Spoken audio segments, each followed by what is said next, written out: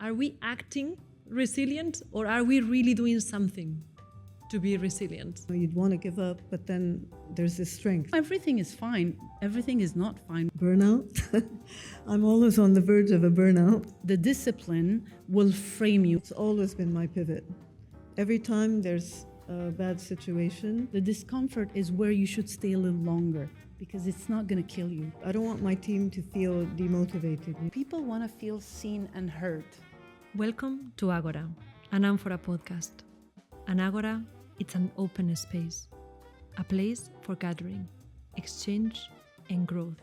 This modern forum will host the belief that design is an integral part of human experience, shaping how we think, how we feel, and how we live. Together, we will explore the world through the very unique cross-disciplinary lens of design. Today, in this first episode, we question how can creativity and productivity thrive in uncertain times. Nada Debs, founder and creative director of Nada Debs Studio, and Ghita Mejdi, founder, executive coach, founder and CEO of the Kliff project. As I said, this podcast is going to be design and not design. So we have design and not design. And today we're going to discuss a topic that is very related to the actual situation that we are living now and today, but also to the human being itself. It's about creativity and productivity in uncertain times. When there is uncertainty, how our creativity and our productivity gets affected. From many different perspectives. So we can have a look at it from the perspective of a business owner, that maybe in this situation, everything we want to do is to go under our pillow and cry, and yet you have to go to the office and motivate your team and make sure everything's fine and make sure that everyone is comfortable and the business keeps up and running. And from the perspective of that team member, that under all this uncertainty keeps going up there, keeps showing up, keeps being super creative, keeps bringing those projects to life, beauty, and creating things that is not easy to create when your head is somewhere else, when there is suffering, when there is confusion. Personally, I think that creativity and productivity is heavily impacted by whatever is happening around us. It can be a war, it can be something in our day-to-day. I personally love Picasso. And one of the main reasons why I love Picasso goes beyond his art. It's because it's an artist that I really can read his life through his art. So you can read the moments of his life when he was going through a divorce, when he divorced Olga, and then he went into this super dark moment of his life, and then his paints were dark and sharp and aggressive. And then he went into his marriage with François Gallo, I think it was François Gallo. And then he went into a much more stable, colorful, so his paint is much more ease, no? It's much more relaxed and much more easy to read than other phases of his life when he went into depression. And then he had to, he had to manage also his productivity and the speed of his creations, etc. So this is just an example of how much our life and the moments of our life impact our creativity and our productivity. So because of the industry that we are also in, this is very critical always and especially now. So I'm going to start just by putting some base into this conversation, no? and defining the terms, because in the audience we have all these different models of profiles that we were saying. We have business owners, we have team members, we have solo players, people that is alone at home creating and auto-motivating themselves. So let's start, Ghita, by defining first, what is the difference between a fatigue, a temporary lack of creativity, for whatever temporary reason is that, and a burnout, for instance. Let's start from the base. Okay, thank you for having me, first of all. Thanks to all of you and, of course, our host here.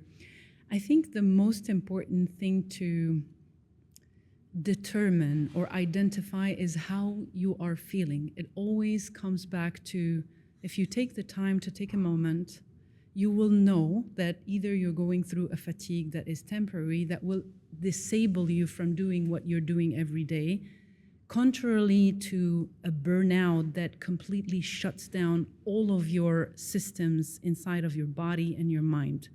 And this is the exercise that a lot of us are lacking today. The mindfulness, I know this word has been used a lot lately, but I'm pretty sure all of you watched Matrix. Yeah, it's one of my favorite movies at all time because it has a lot of wisdom. Morpheus at some point says there's a difference between walking the path and knowing the path. So if you know all those wordings and the inner child and the self-abandonment and all of that, it's great. Intellectually, it's great. But what about applying it? So when we say that we practice mindfulness and we sit with ourselves for 5 minutes just to close our eyes and go through, I have pain in my chest, I have pain in my stomach, I have pain in my shoulders, I have my jaw that is always clenched. This is where you determine what is going on with you actually. And trust me, a burnout is much more severe than a temporary fatigue. I hope I answered your question. Yes. What do you think, Nada? About burnout? I'm always on the verge of a burnout. We've had, as a studio, the last 25 years, we've had so many ups and downs. And each time we reach that point, or I reach that point as the head of the studio, what am I going to do next? An explosion happens, and what do I do with my team? I don't know where I get the strength that comes out from inside. It's a determination to keep going. But I actually face burnout. I'm always on the edge of both. Because it is exhausting. And this last one, after I opened 3 months ago, now we have these, the war. We have this uncertainty in the future. Beirut is also very bad right now, so it's a double whammy for us. And my what do you call it? My threshold is being challenged right now. So I think personally I have to do a bit more mindfulness, maybe take a little break, because I am on that verge, like, what do I do now? The craftsmen in Beirut, half of them are going to Syria, they're not surviving in Beirut. What do I do with my team? I'm not able to go there to motivate them. So we're like stuck. But on the other hand, I wake up every morning and I say, today's another day, and let me just focus on the next hour, like not even to think about the next day. And by doing that, the day passes, and then the next day passes, and the week passes. And, that's how I'm surviving right now. Mm-hmm. What are the first signs? Let's go practical, because here we have many people managing teams, managing themselves. So what are the first signs for you to identify my team is going through a lack of creativity, creativity fatigue, some team members might be going through a burnout? What are those first signs for you to identify it as early a stage as possible? I think to simplify answering this question is that we become less and less connected to each other. It's when you're in a swirl of thoughts, you spend most of your time in your mind, and the body keeps score. Of course, the body will always materialize that unease, always. Like the most common symptoms are frequent headaches and migraines that are coming out of nowhere, of course, like weight loss or gain of weight, or the body will always show. But I think the metaphysical component that shows the first is the disconnection, the human disconnection, that everybody operates from a silo human, and there's no more connection with each other, that means that the person is too present in their mind. And we're not supposed to be in the mind all the time, because then you end up over analyzing and overthinking and thinking of the worst scenario, and even like imagining scenarios that have not existed yet, and borrowing anxiety from the future and borrowing sadness from the future. And I think that to be able to cut it short without removing the component of empathy towards each other is to go back to the body. That's why they say breath work and all of that. We all know it. To come back to the body brings you in a place of safety and what you can control. What you can control is that you are in your body right now. And the issue with being in your mind all the time is that it will create this constant anxiety. And that's the first sign to look at yourself or at people around you, actually. I mean, I agree, because yesterday I had a meeting with my team in Beirut, and we went through all our projects, and that connection actually helped us a lot, helped me, and to realize that, it's not just an idea that there are people in Beirut, but it's really a real connection. And I felt they got motivated, and I got motivated. So definitely, I think, probably for a while, I was in my head. I forgot for a while that, there's a whole team that we need to really connect with one by one. So actually, that's making me think that I need to do more of it, on a more regular basis. And if I may add, Miriam, a lot of our modern culture focuses on, the body keeps the score of trauma. But let's not forget the body keeps the score of resilience as well, and strength. It knows how to cope. It knows how to go through complicated situations, even if in the moment you feel that you're not, but it keeps, there's polarities of everything, like black and white and light and darkness and everything. So why would it keep score of anxiety or trauma where it would ignore the other polarity of it? So have faith in your body as well, that it is supposed to be creative and is supposed to bring Guernica or things that have marked the history of art and design, and have faith in your body. You mentioned resilience, no? Which is a word that we are hearing, especially now, all the time. We have to be resilient. We have to go through this with resilience, and it's like, what is it really to be resilient? Is it to, and how we transfer this into our team members or into ourselves as well, as creatives and as as people who at the moment we need to perform more than ever. So is it really the I don't want to call it the fakeness of resilience, but are we acting resilient, or are we really doing something to be resilient? I don't know. I think we know when we're resilient. I mean, I witnessed it in myself, because sometimes, you'd want to give up, but then there's this strength that I was saying earlier. So I think the body knows resilience, and I guess once you have a purpose, also, it helps. When you know why you're doing what you're doing, you just go back to that. But I don't know if it's a psychological phenomenon, resilience.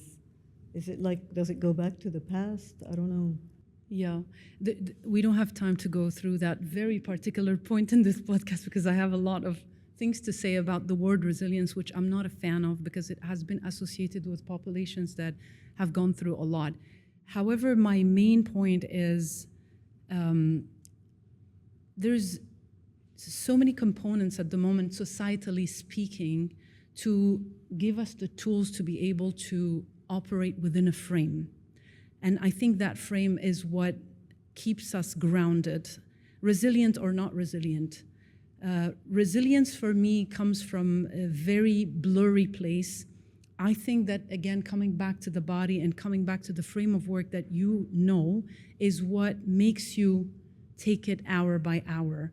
And also to not, and it's a very good point that you brought about performative resilience. And we see a lot of that where, you know, I don't know if it's in which culture you say you pull the carpet and you put all the dust underneath it.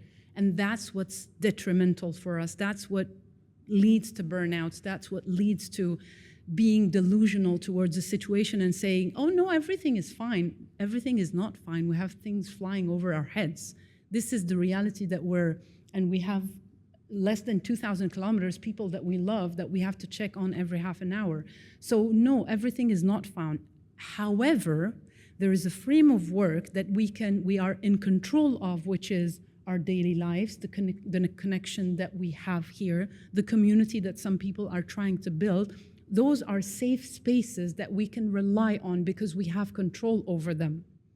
This is what we need to return to, and this is what I would call vulgarly resilience. Right.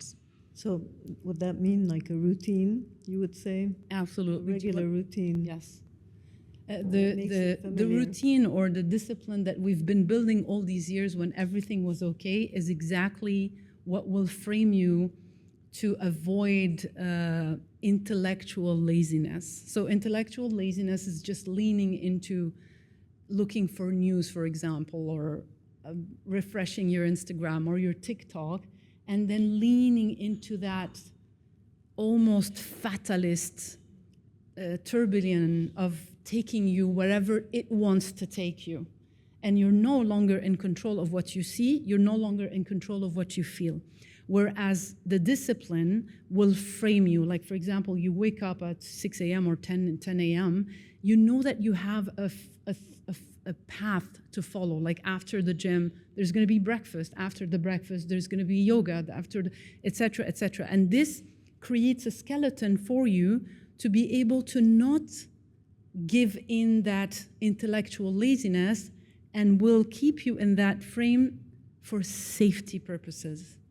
Yeah, does it make sense? It makes sense, yeah. You feel that routine is something that at the moment corporations should enforce a bit more to protect as well their people? I don't think enforcing would be the word, but encouraging.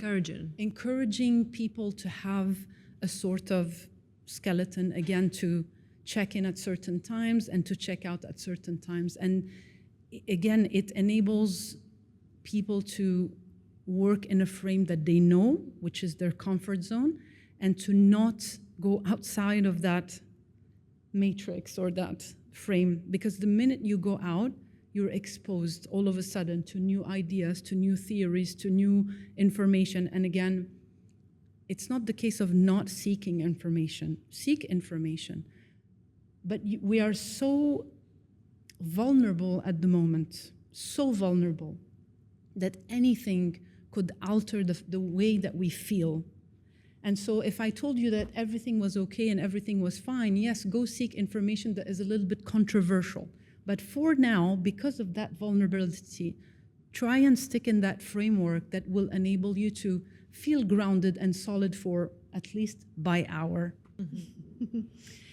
Nada, do you think that in uncertainty and those moments of life where your ground is a bit more unstable, do you see there is any positive side of it for creativity? Because if creativity is such an emotional part of ourselves, is there any positive outcome out of it? Definitely. It starts making you think out of the box, you know, like it's like, okay, what can I do in this period of time? These are my parameters. Like, I can't produce maybe now in Beirut. I can't do, you know, I don't have craftsmen in Dubai. What do I do? You know, so actually I'm still going through my thinking process, like, or do I do something else, you know, other than design for the moment? So, or do I just do everything I've always wanted to do? So catching up on things in the office. But definitely, I noticed also in other people and other companies, how creative companies, how they're actually looking for other ways, keeping their brand values, for example, and doing something that is off what they usually do, but also connected. So it makes sense, you know? What? Not sitting still. And I think that's really important, not to sit still and just wait. I think you have to keep your mind going. You have to explore the possibilities. And I think a lot is brewing in my head. You know, I can feel it. From all that is blooming in your head, do you feel, or maybe even happened to you before already, that out of those, you know, situations of uncertainty, your identity got built as well through those moments? Like, can those moments be a pivot? In my design work, Your design. it's always been my pivot. Every time there's a bad situation, it forces me to, you know, step out of my comfort zone, and then I'm coming up with new products, new ideas, new directions. So it's always been. So in a way, I'm waiting for this moment to see which direction to go. What's gonna bring? Yeah, what's gonna come from here? But this is a tough one this time. It's really tough. Yeah. So that's when it comes to creativity. When it comes to productivity, though, because that's something that also now we are all, you know, juggling, no? Creativity and productivity. Yeah. And going back to Picasso, because also we can see, you know, how many paints he was able to produce through those phases. Maybe through the darkest of his phases, he was able to produce more or less. So when does stress becomes or transforms from a blockage to something that pushes you to perform harder? Where is that line of stress that becomes something bad to something good to something bad? First of all, I would like just to come back on something super important that Nada said, and I've realized that not so long ago. There is a sidereal difference between pain and discomfort, and a lot of people don't see it. So I realized that during a yoga class that the teacher said, but you can do this pause, and I said it's painful. And he said, no, it's not painful, it's uncomfortable. And my whole world shifted. I said, what? No, it's painful. He's like, no, think about it 2 seconds. It's just uncomfortable. And when you understand the difference between discomfort and pain, this is where the discomfort brings something. And you start seeing things differently that you go through in life. Like, for example, I don't know, like something that emotionally touches you, or a heated conversation with a friend or your boss, or no matter what it is, you're not going to die out of the conversation because it's heated, although your body tells you, because it's in flight or fight mode, you're like hyperventilating. The discomfort is what brings another version of you. The discomfort is where you should stay a little longer, because it's not going to kill you, because it's not going to harm you. And when we understand that discomfort benefit, that it was meant for us to go through that discomfort to create and to produce, this is where you deal with certain things that comes to you in life a little differently. Like, oh, this is just uncomfortable. I'm able to be resilient towards it. So maybe pain is a different matter. Pain needs attention. It needs medication, or it needs like a medical interference. So coming back to your question about productivity and stress, when there is stress, you know that all the big artists needs that burst of stress before going on a stage or something. It's crucial for us to have a little bit of stress to be able to face some of our fears.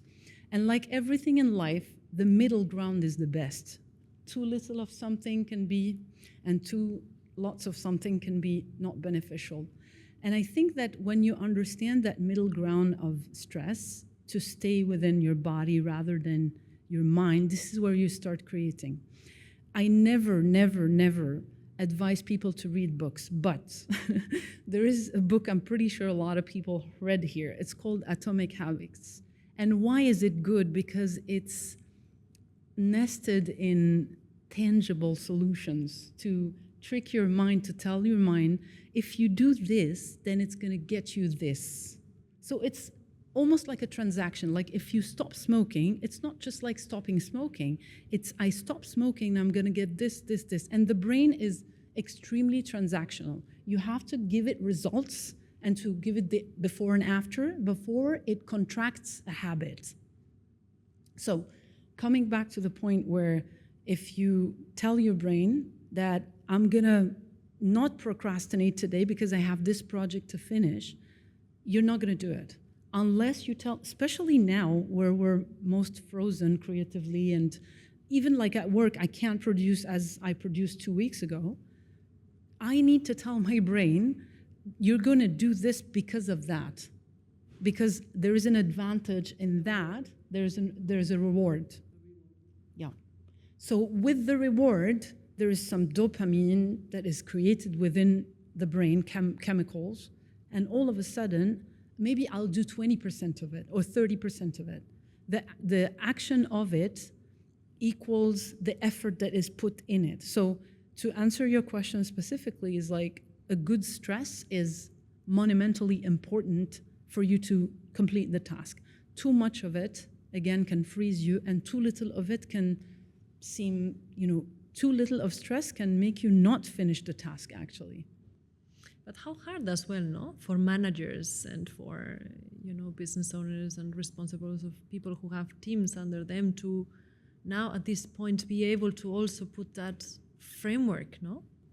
I think we have to really, I really have to wake up and really give myself that strength, to stand up and go and be cheerful and be positive, because I don't want I don't want my team to feel demotivated. It would be a terrible feeling for this a team when they see their leader falling apart. So I do a lot of this motivational reward thing, like when I do my laps swimming. If I do, 30 minutes, I get myself a really good coffee or something. I play games with myself because it's the only way to keep, to keep going. But yes, it is hard. For me right now, it's a little bit difficult. But like I was saying, just hour by hour, day by day, and you get positive feedback after that. You are also human, no? Yeah, we are asking people to be machines. Yeah, when exactly. You also have your own frustrations. You are also through stress. You are also through lack of creativity. You are also through, and yet you have to as well motivate others. Can I give you a metaphor? It's one of my favorite metaphors when I conduct workshops. So you're on a boat, you're a leader, you manage a team, and you ask people to get on that boat. You don't know how's the weather out there. Is it going to be sunny? There's going to be a storm or whatever? What do you tell the people on the boat? Do you just, take the wheel and go? We don't know where we're going. Do you motivate them before? So every single time, you have to take a decision and go on a venture, whether it's an internal meeting or whether it's a big, like a fundraising, or imagine yourself in that boat and you're taking individuals with you on that boat. What do you tell them? First of all, you share the vision. You have to tell them where you're going with these people, because they're not going to follow you blindly unless they love you, but still they need a vision. Tell people where you're going with them, even in uncertain times. Tell them that you're feeling unsettled, because proximity comes from vulnerability. If you're vulnerable, and vulnerability does not mean weakness, if you're vulnerable with your people and you tell them, I also feel a little unsettled, but let's do this together. We're on the same boat. You share the vision.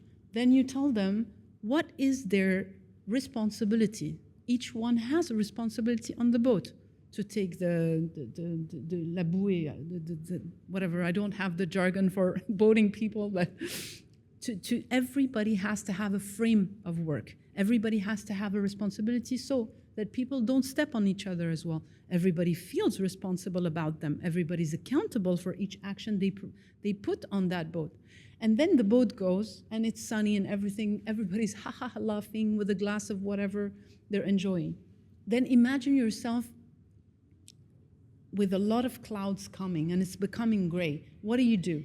Again, you reassure your people. You tell them, we do have the tools to be able to navigate this because we've been preparing during the sunny times, right? And then, again, reassurance, vision, where we're going. One-to-one always are super important, and especially that open space that you give people. I was telling Miriam before we started this, I think one of the biggest problem, and it really, it hurts me so much. People want to feel seen and heard. People just want to feel seen and heard because nobody looks at each one of us in their eyes and speaks truly. Like we're almost in this performative, like, whoa, everything has to be good, and we continue and we produce and we have to be the best at this and the best at that, and it tires the soul so much. But if you sit with your teams, with your team members, with your partners, etc., just like to offer them an open space where you tell them, are you okay?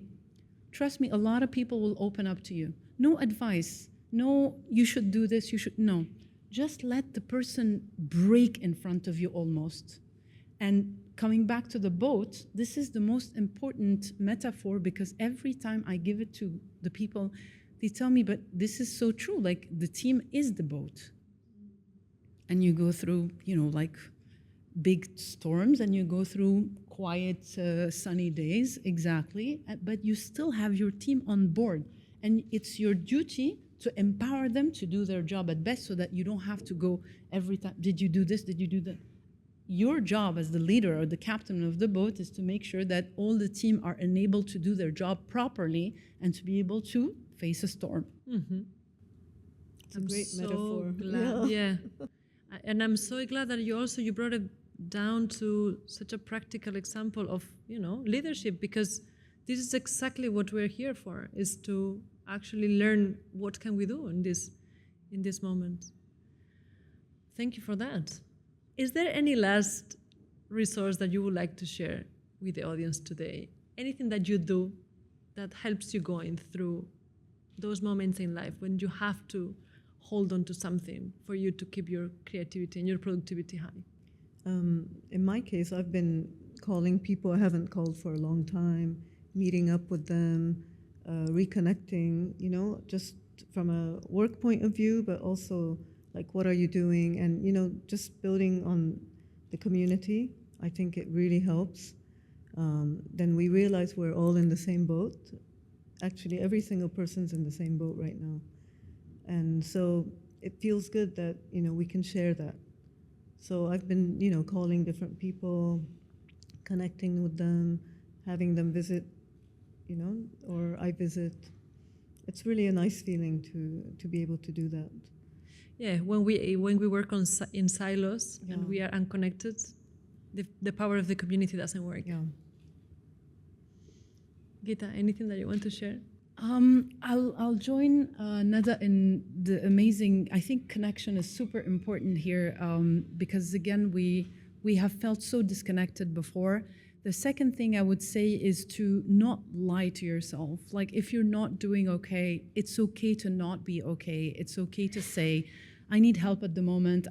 Reach out to your parents, reach out to your partners, to your friends. It's crucial for your mental health to be surrounded at this very particular moment and to feel loved and to feel protected.